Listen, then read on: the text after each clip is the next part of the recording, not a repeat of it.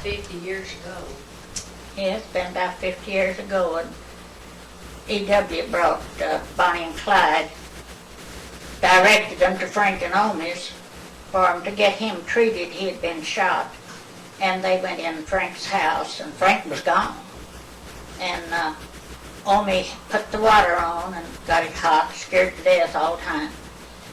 And they took that hot water, and while they sent E.W. on over to a store over at Aikens to get some medicine to doctor his wounds. I believe it was iodine. And when he come back, well, they had getting this blood off of him, and they put that on him and doctored him and cleaned him up the best they could. Said they're both terrible dirty, both of them.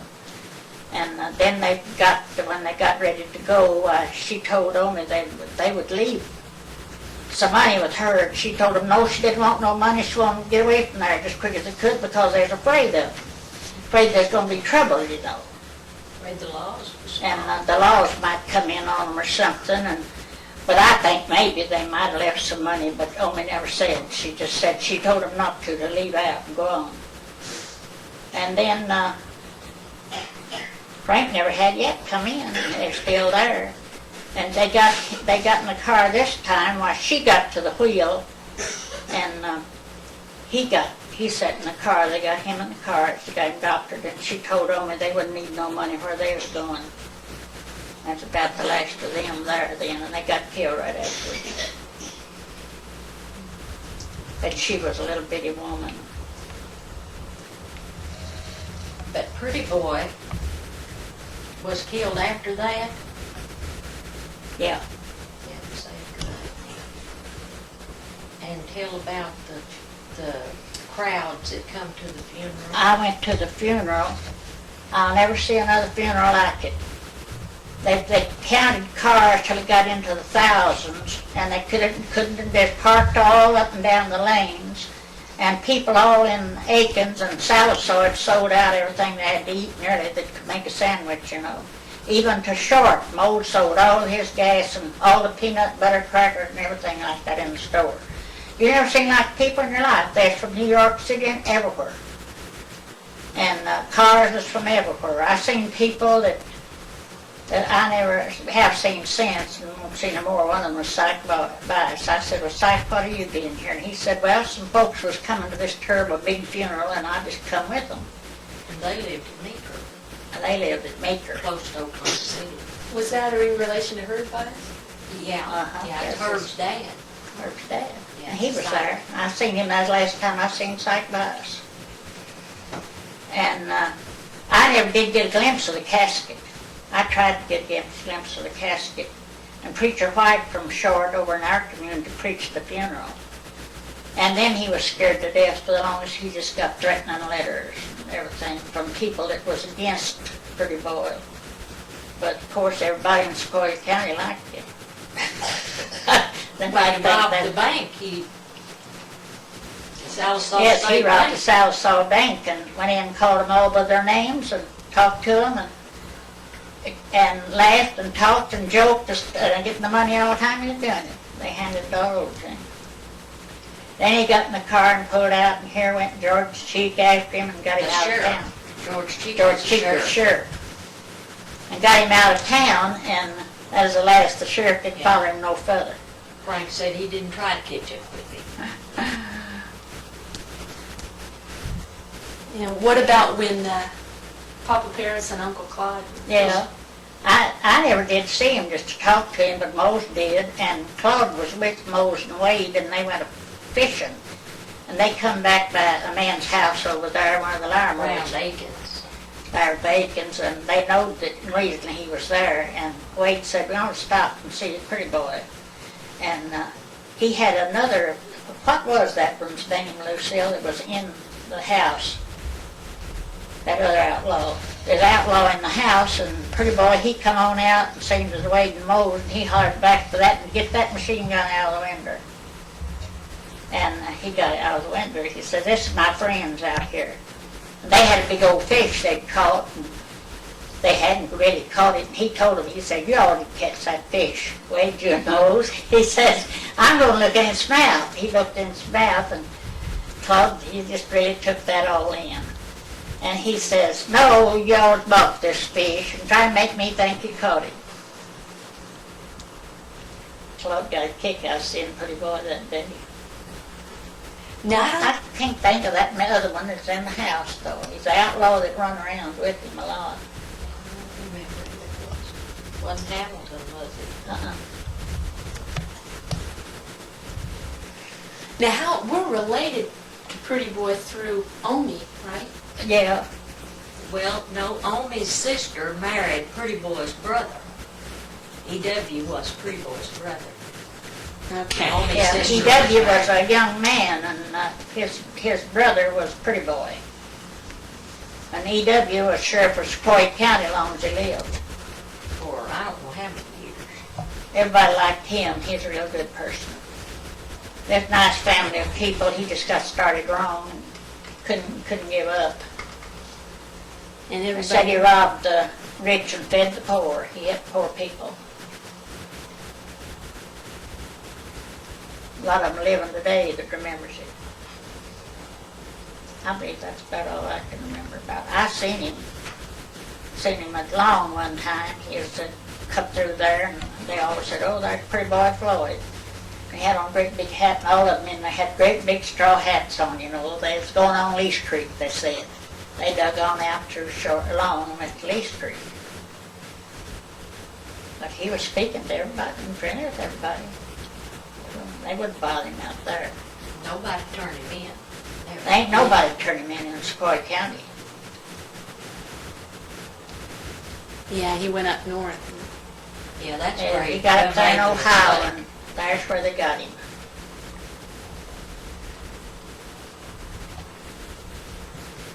And just contacts with the, like Pretty Boy, you know, and other kindly desperados and the cooks and, So they kind of knew each other. yeah, and they had hideouts kind of in the cooks They and helped hills, one you another know. out. This is Bonnie and Clyde and Uh-huh. Pretty Boy Floyd. Yeah, Pretty Boy hipped him out, and they hipped him out if they could. they, I wondered why they were coming through this part of the country, if they had any family around here, or, no, but they just knew Pretty Oh, Boy they robbed, probably, yeah, or some and- other people yeah. that said they'd take care of them here. How come they went to Frank and Omi's? Well, it's on account of E.W. E.W. Floyd was the sheriff's seat. Now, that's Pretty Boy Floyd's later, brother. he was a Yeah. sheriff, but he wasn't a sheriff at that time. No, but anyway, well, he knew he could take them, and they lived back in the woods, like no houses close, real close by. They're way back on the mountain north of Aikens. And, so that's how come they, I guess, brought him out there. He probably didn't know any place else to get him cleaned up without taking him to a hospital or something. They couldn't take him to the hospital, they had to take him somewhere and get the blood washed, all the dry blood's all on him.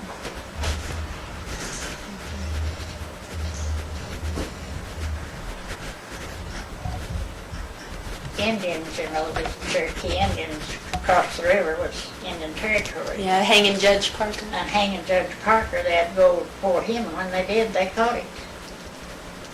He was a smart man, Paul said. But every time he'd go to Fort Smith, he said, I have to go down and talk to Judge Parker a little while. I like to talk to him. He said, he's a smart man. I've heard Paul say that. But I never did see Judge Parker myself, but my dad remembered them, and then he remembered, what was that woman's name that was outlawed? Bell Star? Belle Starr. Belle Starr's days was long about then too, you know, and she was outlawed. Around in this area. In this area, she was, Yes, she's from the Indian Territory, and that she was the Indian, I think, Belle Starr was. She seemed to range more from, I think, across the river. Didn't she, around Yeah, Spiro or from somewhere Fort over Smith that way? and Spiro. Yeah. Back over in there. Smith. But, She's well known. what'd she do? see, Shoot it was people? against or the law what? to bring whiskey over here and sell it to these Indians, you know. They'd go over there and get whiskey, and come back over and set at the engine. Of course, they get drunk and there's everything going then. And it wasn't against the law to pack a pistol here. I can remember when everything was over at the dance or anything, everybody shooting their guns in there, you know, I know it kind of scared me. It lingered on my mind because I was always afraid for it. I always say, well, they're not going to bother you. The ones that, when it be over with. My nest is coming back.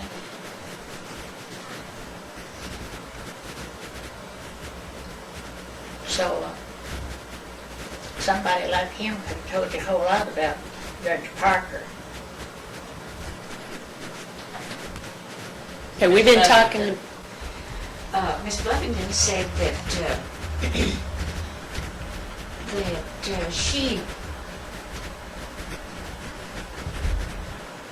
that Bellstar, her brother, wouldn't have been so mean, but she egged him on to it. She wanted him to keep going. What was his name? Charles Parker? I don't know.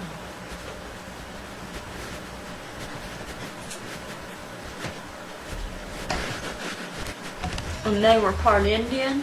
Yeah. Oh, Full-Bloods. Oh, they were. Cherokee or what tribe? Cherokee.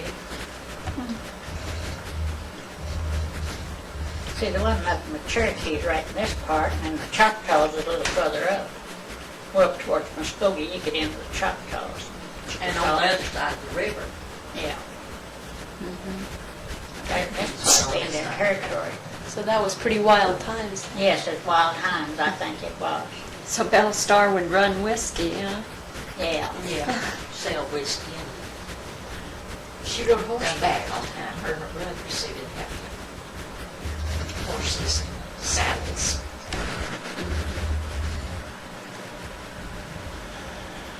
Well, what do you remember about Pretty Boy Floyd, Bonnie and Clyde? I went to his funeral. So many people there that you, Oh my, that funeral. there was I just never seen nothing like it. lines. You never seen so Thousands, many thousands.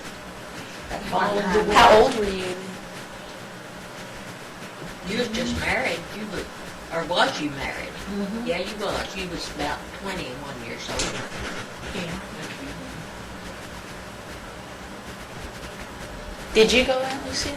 No, Billy Ed was baby, and it was just, you know, it's too hot, and I couldn't go. Bill went. We'd go, you'd see the awfulest lot of people. You couldn't even see the grave, let alone get close to it. They pick up little rocks and just everything. for They picked souvenirs. up everything. Everything they could get loose. And then after then that they buried him, then they had to guard the grave to keep the people from going there and digging him up there. How long did that last? Well, that lasted a good while. It lasted for months. And they kept a light there and had to watch that grave at night. Now, how long was his brother sheriff? Just as long as he wanted to be. Let's say he was sheriff about, what, 30 years probably? Yeah. Probably was for 30 years. Everybody liked him. Got along fine with everybody. Was that after Pretty Boy? Yeah, he's been See, sheriff. he wasn't sheriff when Pretty Boy was going around, but he had him a helping him, you see. That's the reason he managed to get Bonnie and Clyde over Frank's. It hadn't been over probably 10 or 12 years since he was sheriff, has it been? Something like I guess he's been dead about that long. that. Yeah. Now, how big is Aiken? Oh, Aiken's just 2 or 3 little old stores. It's just a live place. About like long and short and all them. Just a little old place in the road. But the man that run the store was good friends with Pretty Boy too, and that's the reason they go there and get medicine for him. That's where they went and got the medicine. And they would have stopped down there with him, but they seen a car there and a few things, you know, and they wouldn't stop. When she was coming on, and E.W. guarding her, well, she wouldn't stop because she was afraid somebody would drive her.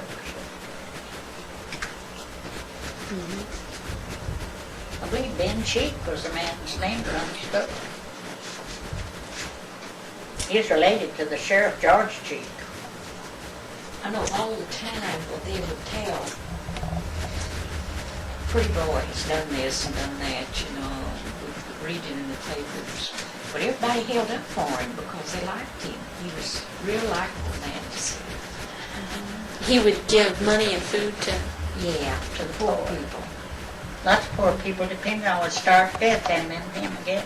Papa has a deputy sheriff card here from E.W. Floyd, January 15th, 1955. yeah, hold that up there. Was Papa a deputy sheriff? They made him, he could carry a gun, You need a little. because he had needed stores. to see. Oh, yes. Claudine had a gun to try to pistol if she wanted to from him. Hold it See that? I can. Is that the right angle? There we go. E.W. Floyd. Now, what did that mean? Well, he was sheriff, and he gave Papa the right to carry a gun, see? And he could arrest if he wanted to, but of course Papa never did arrest anyone. But they used to give cards all the time. He's what they call a card deputy. Yeah, we got it. Thanks.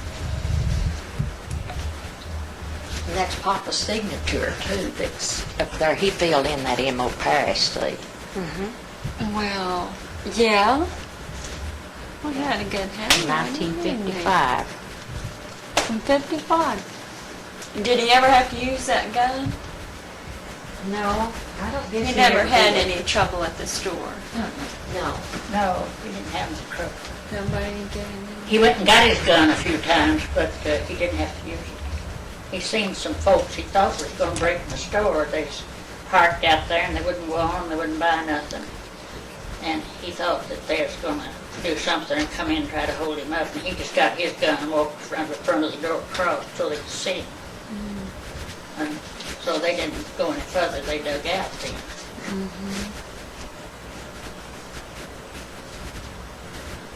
Here's another card from him in 1962. Every year he'd give him another card. Yeah, he kept it in one. And Claudine too, because she's always going from one state to another and around. Might need it.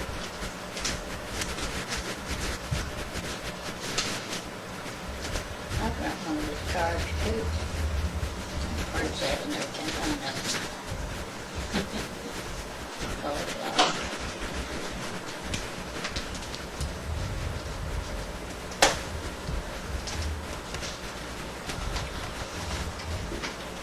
Well, did you know any other criminals? Maybe Naz remembers who that was with the. With Pretty Boy when Wade and Claude. There's a, And I just can Papa, almost speak took his the name fish myself. He guy was in there, the house. and he was in the house. And that- He was outlaw, and he was in the house, and he had this gun pointed out the window, you know, and he seen who it was when Chuck, as they called him, seen who it was, but he hollered back at him to get that out of the window. This his friends out there. Claude was with us. Claude mowed, and Nate's had been fishing. Claude was always taken along with them going fishing. H part remember, not H, Wade. Oh, Wade. Wade's Mose and Wade and Claude. Claude remembered it well, and then he'd been with somebody else before that. Claude had seen him several times. It was a wild woolly west them days. This country wasn't hardly settled way back. I can remember that. It wasn't settled just to get settled. Somebody's name was Kate.